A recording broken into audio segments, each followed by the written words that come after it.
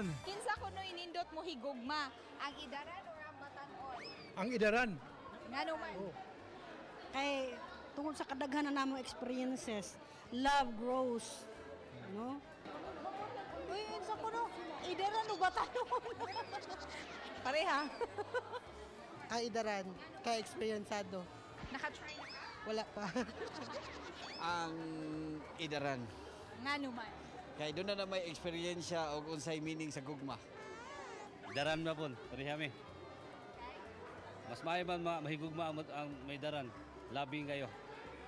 Idaran mom, i-compare sa batan-on nga marag bugal-bugal lang. Siyempre, ang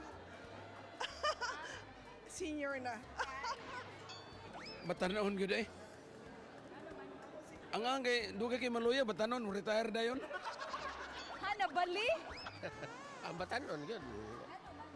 Kaya, minot mo ng batanon. Bata pa man. Saman!